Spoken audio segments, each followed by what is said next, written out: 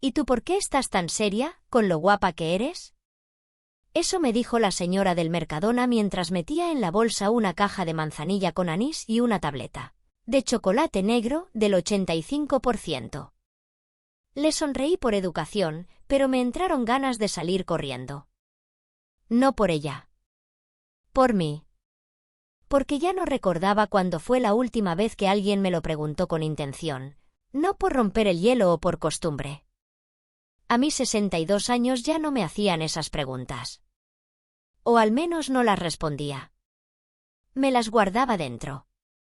Porque no sé cuándo empezó exactamente, pero el silencio se fue instalando en mi vida como esas plantas invasoras que entran por una grieta del balcón y un día te das cuenta de que han trepado por toda la fachada. Me llamo Inés. Llevo 38 años casada con Antonio. No hemos sido una pareja escandalosa, ni especialmente afectuosa, ni de esas que celebran aniversarios con fuegos artificiales. Pero durante mucho tiempo fuimos compañeros. De los buenos. Cuidamos a nuestros padres cuando enfermaron, levantamos juntos una casa en las afueras de Cuenca. Vimos crecer a nuestros hijos y los despedimos con una mezcla de orgullo y nudo en la garganta cuando se fueron a estudiar. Él siempre fue un hombre serio, responsable, maniático con el orden, fiel a sus rutinas, leer El País en papel, escuchar las noticias en RNE a las 8 en punto, pasear por el parque con sus zapatillas Asics, las blancas, nunca otras. Y yo aprendí a querer esa constancia. Porque daba paz. Seguridad. Calor de hogar. Pero un día te despiertas y te das cuenta de que la paz también puede pesar. Que el silencio deja de ser cómodo y se convierte en distancia. Que los días son todos iguales y tú ya no sabes en cuál vives. Antonio sigue siendo el mismo. Me sirve el café con leche en la misma taza desde hace 10 años. Me avisa si va a salir a la ferretería. Me pregunta si quiero ver la novela después de cenar. Pero ya no me mira. Y eso, aunque parezca una tontería, es lo que más echo de menos. Que me mire. No como se mira a una silla vacía. Sino como se mira a alguien que todavía late. Que todavía está. Antes sí que me miraba así. Recuerdo cuando venía a recogerme a la salida del conservatorio, con su cazadora vaquera y ese gesto torpe que tenía al hablar de sentimientos. Era todo lo contrario a un poeta, pero me hacía reír. En los 80 no teníamos mucho, pero nos bastaba. Un transistor, una moto vieja y un mundo por construir. Las primeras noches en el piso de alquiler de la calle Escultor Martínez Montañés, con las paredes desnudas y el colchón en el suelo, fueron las más dulces que recuerdo. Dormíamos abrazados, sudando en verano, temblando en invierno, pero siempre con las piernas enredadas. A veces, mientras cocinaba arroz con tomate con una radio vieja encima de la nevera, él venía por detrás y me agarraba por la cintura, me susurraba alguna tontería al oído y me besaba el cuello. No necesitábamos más. Luego llegaron los niños, las hipotecas, los horarios imposibles, los turnos cambiados. Se acabaron las caricias espontáneas. Pero todavía quedaban gestos, un roce de manos al pasar el plato, un ponte la bufanda que hace rasca, un no te olvides de tu pastilla para la tensión. Gestos pequeños, sí, pero hablaban de cariño. Hasta que dejaron de hacerlo.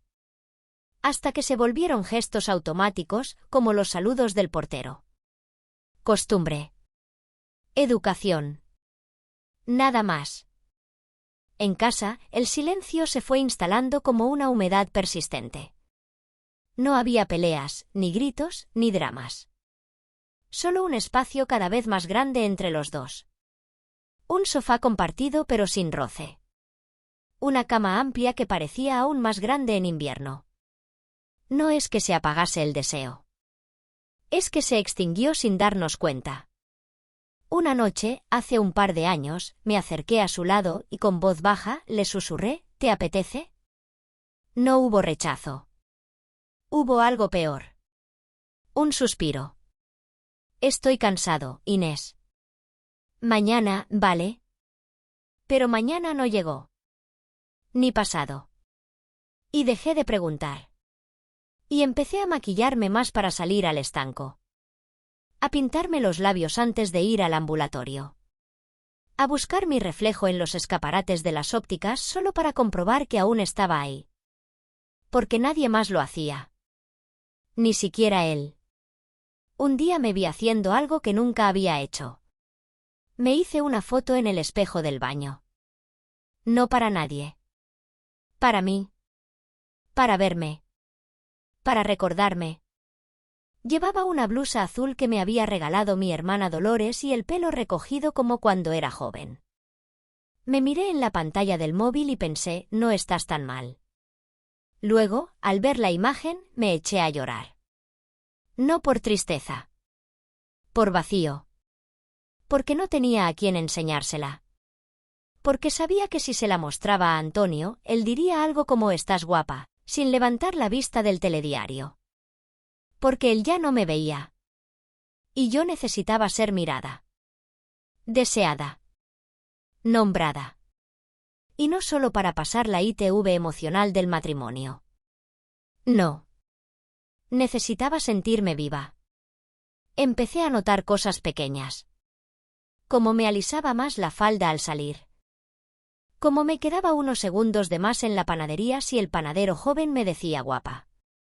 Como me latía el corazón un poco más fuerte si un desconocido me sostenía la puerta del ambulatorio y me sonreía. No era un deseo de aventura. Era algo mucho más básico. Ser vista. Ser notada. Porque en mi casa era como un mueble funcional. Estaba. Servía.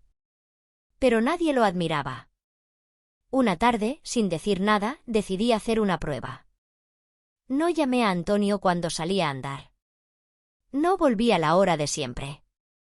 Me senté en un banco del parque con una novela de Almudena Grandes y me quedé allí hasta que se hizo de noche. Cuando volví, él estaba en el sofá con la radio de fondo. Ni un mensaje. Ni una llamada. Solo un ¿dónde estabas?, sin enfado ni preocupación. Como si hubiese salido a tirar la basura. Y eso me atravesó. Me acosté en la cama mirando el techo. Y me dije en voz baja, no me ha echado de menos. No por maldad. Por inercia. Porque yo ya no era ausencia. Era rutina. Como las zapatillas junto a la puerta. Como el ruido del frigorífico. Como las noticias de la tarde. La chispa no vino de un amante ni de una carta secreta. Vino de algo más simple, más mundano, más brutal, el silencio tras una ausencia. Aquel domingo no me levanté de la cama. No por enfermedad. Por agotamiento del alma. Me quedé allí, bajo la colcha, con el pijama arrugado y el pelo sin peinar. Escuchaba los ruidos de la casa como quien escucha un documental sobre otra especie. El agua del grifo. Los pasos de Antonio. El crujido de la puerta del armario. Pero ninguno de esos sonidos venía hacia mí. Me levanté solo para mirar por la ventana. El cielo gris. La ropa de los vecinos colgada en las terrazas. La vida continuando sin mí. Aquella tarde llamé a mi médica de cabecera y le dije sin rodeos, creo que tengo depresión. Me citaron con una psicóloga de la Seguridad Social.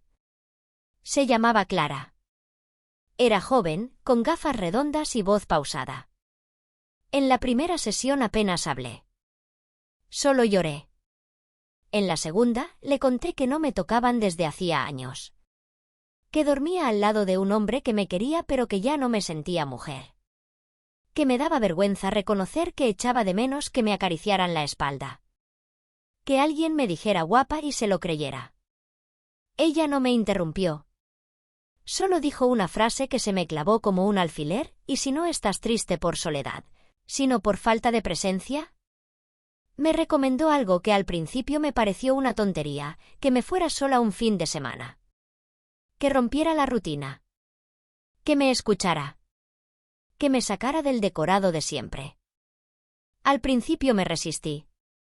¿Yo sola, con 62 años, en un hotel rural? ¿Para qué?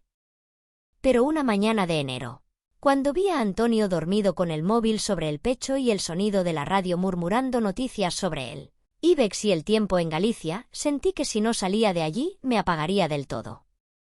Entré en la web de Renfe, compré un billete a Albacete y reservé una casa rural en Letour, en plena sierra. No se lo dije a nadie. Preparé una mochila, escribí una nota en la encimera, vuelvo el lunes. Estoy bien. Y me fui. La casa rural era pequeña, con muros de piedra y una estufa que olía a leña vieja. No había televisión. Solo una radio de botones grandes, un par de libros sobre la mesilla y un ventanal desde el que se veía el valle cubierto de niebla. Al principio no sabía qué hacer con tanto silencio. Me levantaba temprano, salía a caminar por los senderos, saludaba a las ovejas. Tomaba café en el bar del pueblo, el de la esquina, donde aún venden prensa de papel y el camarero se sabe el nombre de todos. Me sentaba sola con mi colacao y leía sin mirar el reloj. Era una libertad tan simple que me dolía. Como cuando llevas años con un zapato apretado y de pronto lo sueltas. El tercer día, mientras bajaba por un sendero de piedra, escuché música. Al principio pensé que era mi imaginación, pero al acercarme, vi a un hombre sentado sobre una piedra, con una pequeña radio portátil y una libreta. Canturreaba bajito, algo de Serrat. Tenía el pelo canoso y una bufanda roja. Me saludó con un gesto suave, sin sorpresa. Le devolví el gesto y me senté unos metros más allá. No hablamos. Solo estuvimos. Al día siguiente volví por el mismo camino y ahí estaba. Esta vez sí hablamos. Se llamaba Sebastián. Viudo desde hacía 8 años. 2 hijos, uno en Cáceres y otro en Tarragona. Había venido a Letour para escribir, dijo, aunque no sabía bien qué. Acabamos compartiendo el banco de piedra y una botella de agua con limón. Me preguntó en qué trabajaba y le hablé de mis años como profesora de lengua. Él me dijo que era técnico de Renfe, ya jubilado.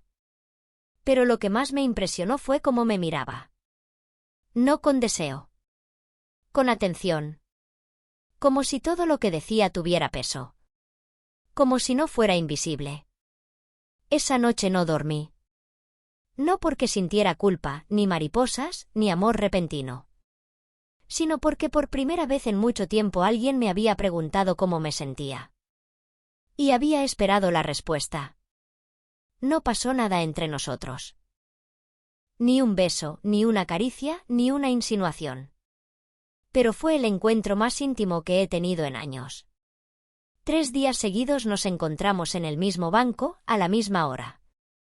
Hablábamos de libros, de trenes, de hijos, de recetas, de lo que fuimos y lo que creímos que aún podíamos ser. A veces no hablábamos. Solo mirábamos el paisaje. Y eso también era suficiente. Sebastián tenía una forma de estar que no invadía, pero tampoco se ausentaba. Me di cuenta de que no me sentía así desde hacía décadas.